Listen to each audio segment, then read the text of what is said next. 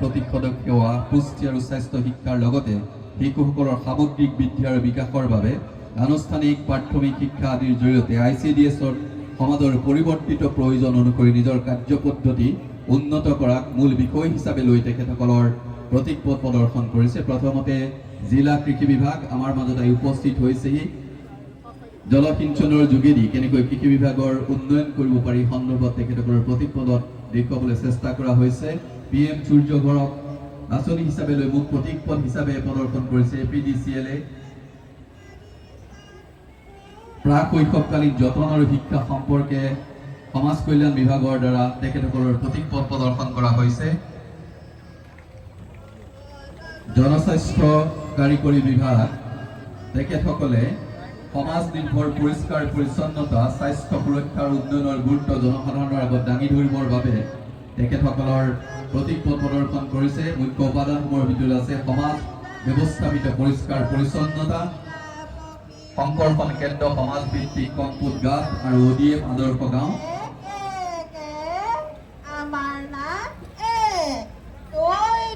এয়া সমাজ কল্যাণ বিভাগৰ প্ৰাক শৈশৱকালীন যতন আৰু শিক্ষা সন্দৰ্ভত তেখেতসকলৰ প্ৰতীকপট প্ৰদৰ্শন কৰিছে।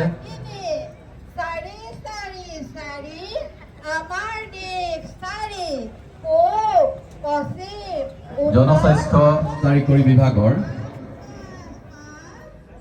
এয়া প্ৰতীকপট আমাৰ মাজত আহি উপস্থিত হৈছেহি। সমাজ নিৰ্ভৰ পৰিষ্কাৰ পৰিচ্ছন্নতা স্বাস্থ্য সুৰক্ষা আৰু উন্নয়নক গুৰুত্ব হিচাপে লৈ তেখেতসকলে তেখেতসকলৰ প্ৰতীকপট প্ৰদৰ্শন কৰিছে।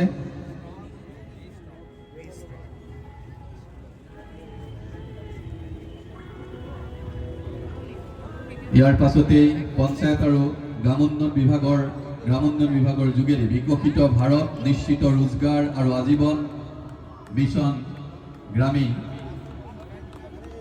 VBG ৰামজি 2025 মহাত্মা গান্ধী ৰাষ্ট্ৰীয় গ্ৰাম্য নিয়োগ নিশ্চিত আঁচনিৰ নতুন নাম বিকশিত ভাৰত নিশ্চিত ৰোজগাৰ আৰু আজীৱিকা মিছন গ্ৰামীণ চমুকৈ VBG ৰামজি 2025 দেশৰ গ্ৰাম্য অৰ্থনীতিক গতিশীল কৰা আৰু গ্ৰাম্য পৰিয়ালসমূহক স্বাৱলম্বী কৰি তোলাৰ লক্ষ্যৰে গঠন কৰা এই আঁচনিক প্ৰতীক হিচাপে লৈ তেখেতসকলে মূল বিষয় হিচাপে লৈ তেখেতসকলৰ প্ৰতীকপট প্ৰদৰ্শন কৰিছে। এই আঁচনিখনৰ মুখ্য উদ্দেশ্য হৈছে 2047 চনত বিকশিত ভাৰত।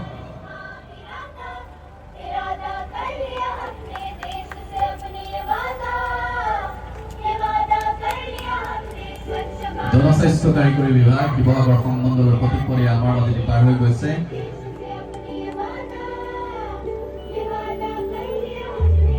পঞ্চায়ত আৰু গ্ৰাম উন্নয়ন বিভাগ তেখেতসকলৰ দ্বাৰা এয়া প্ৰতীকপট প্ৰদৰ্শন কৰা হৈছে।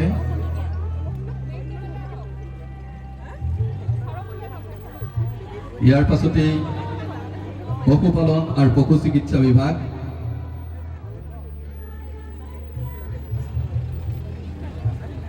পশুপালন আৰু পশু চিকিৎসা বিভাগ তেখেতসকলে জলাতংকক মূল বিষয় হিচাপে লৈ তেখেতসকলৰ প্ৰতীকপট প্ৰদৰ্শন কৰিছে।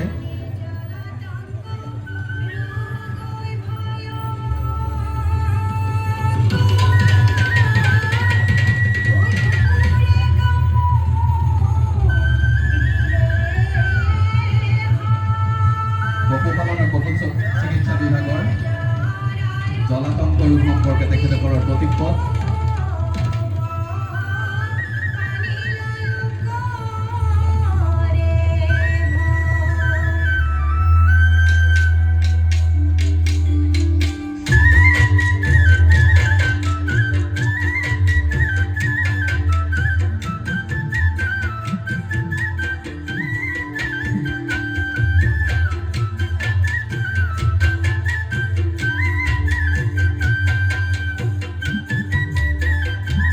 জেলা পশুপালন আৰু পশু চিকিৎসা বিভাগ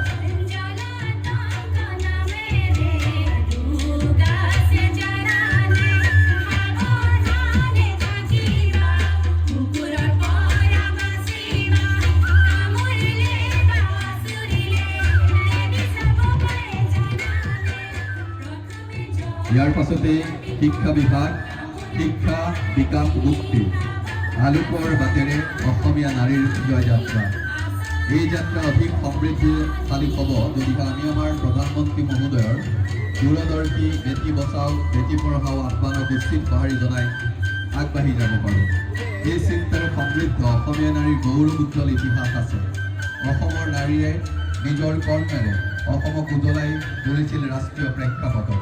শিক্ষা, সাহিত্য, সংস্কৃতি, ক্ৰীড়া, ৰাজনীতি, অৰ্থনীতি সকলো দিশতে অসমক গৌৰৱান্বিত কৰি তুলিছিল অসমৰ নাৰীয়ে।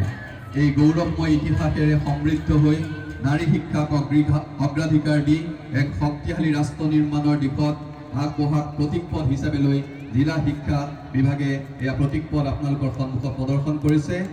এই শিক্ষাই মুকলি কৰক বিকাশৰ পথ। এই পথেৰে নাৰীৰ সামগ্ৰিক বিকাশৰ বাবে আমি প্ৰতিশ্ৰুতিবদ্ধ হওঁ। আহক, আলোকৰ বাটেৰে অসমীয়া নাৰীৰ জয়যাত্ৰাৰ আমিও অংশীদাৰ হওঁ। আহক, বেটি বচাও বেটি পঢ়াও মূল বিষয় হিচাপে লৈ অসমীয়া নাৰীৰ আলোকৰ জয়যাত্ৰাক প্ৰদৰ্শন কৰিবৰ কাৰণে মূল বিষয় হিচাপে লৈ এয়া শিক্ষা বিভাগৰ প্ৰতীকপথ আপোনালোকৰ সন্মুখেদি পাৰ হৈ গৈছে।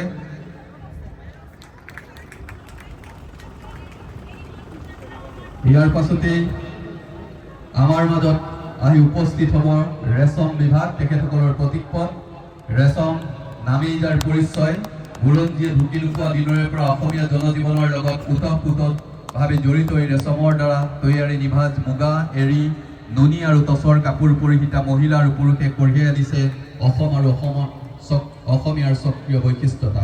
ৰেচমৰ দ্বাৰা তৈয়াৰী কাপোৰৰ ৰূপসজ্জাৰ জৰিয়তে বিশ্ব দৰবাৰত অসমৰ নাম উজ্বলাই তোলাটোৱেই আমাৰ লক্ষ্য। ইয়াৰ ঐতিহ্য সংৰক্ষণ, কাৰিকৰী বিকাশ, প্ৰসাৰ আৰু উত্তৰণ ঘটাই ক্ষুদ্ৰ উদ্যোগৰ পৰা উদ্যোগলৈ আগবঢ়াই নি নতুন প্ৰজন্মক আকৰ্ষিত কৰাই আমাৰ উদ্দেশ্য। এই বিষয় হিচাপে লৈ ৰেচম বিভাগে ইতিমধ্যে তেখেতসকলৰ প্ৰতীকপথ আমাৰ মাজত প্ৰদৰ্শন কৰিলে।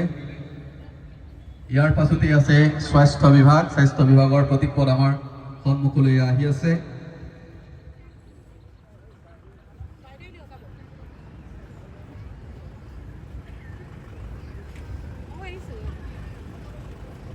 স্বাস্থ্য বিভাগৰ প্ৰতীকপথৰ মূল বিষয়বস্তু হৈছে মাদক দ্ৰব্যৰ অপব্যৱহাৰ আৰু মানসিক স্বাস্থ্যৰ প্ৰতি সজাগতা। মাদক দ্ৰব্য বৰ্জন কৰি মানসিক স্বাস্থ্যক অগ্ৰাধিকাৰ দি এক সুস্থ সমাজ গঢ়া।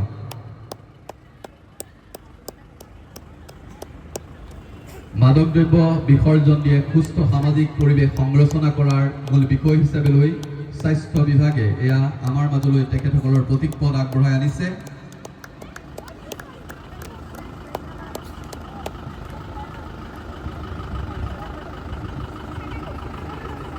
ইয়াৰ পাছৰ প্ৰতীকপথ আমাৰ মাজত আছে শিৱসাগৰ পৌৰসভা। পৌৰসভাই স্বচ্ছ ভাৰত মিছনৰ ৰাষ্ট্ৰীয় বিশুদ্ধ বায়ু কাৰ্যসূচীৰ প্ৰতি নিজৰ দায়বদ্ধতা প্ৰদৰ্শন কৰি শক্তিশালী কঠিন আৱৰ্জনা ব্যৱস্থাপনাৰ জৰিয়তে আৱৰ্জনা পৃথকীকৰণ আৰু সঠিক নিষ্পত্তি নিশ্চিত কৰি প্ৰদূষণ হ্ৰাস কৰাৰ মূল বিষয় হিচাপে লৈ তেখেতসকলৰ প্ৰতীকপথে আমাৰ মাজত প্ৰদৰ্শন কৰিছে। পৰিষ্কাৰ পৰিচ্ছন্নতা, সেউজীয়া পৰিৱেশ আৰু নিৰ্মল বায়ুৰ বাবে অহৰহ প্ৰচেষ্টাই আমাৰ সন্তানসকলৰ বাবে উন্নত ভৱিষ্যত সুদৃঢ় কৰিব আৰু এই বিষয় হিচাপে লৈ আমাৰ মাজত শিৱসাগৰ পৌৰসভাৰ প্ৰতীকপথ।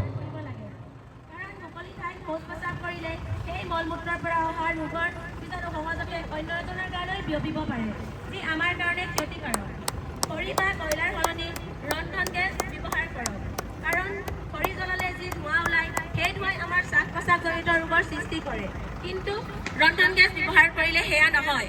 সেয়েহে আমি সকলোৱে মিলি চাফা আৰু সৌন্দৰ্যময় শিৱসাগৰ এখন গঢ়ি তোলো। পৰিষ্কাৰ পৰিচ্ছন্নতা সম্পৰ্কে সামাজিক সচেতনতা সৃষ্টিৰ বাবে তেখেতসকলে মূল বিষয়বস্তুক লৈ প্ৰতীকপথ। আৰু আজি এয়া প্ৰতীকপথৰ অন্তিমটো প্ৰতীকপথ পৰিবহণ বিভাগ, জিলা পৰিবহণ বিভাগৰ পৰা নিৰাপদ ভাৱে আমি কেনেকৈ বাহন চলাব লাগে সম্পৰ্কে তেখেতসকলৰ প্ৰতীকপথক মূল বিষয় হিচাপে লৈছে। প্ৰতীকপথৰ বিষয় পথ সুৰক্ষা, জীৱন ৰক্ষা।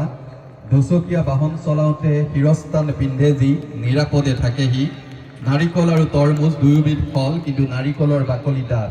সেয়েহে নাৰিকল গছৰ পৰা সৰি পৰিলেও অক্ষত থাকে।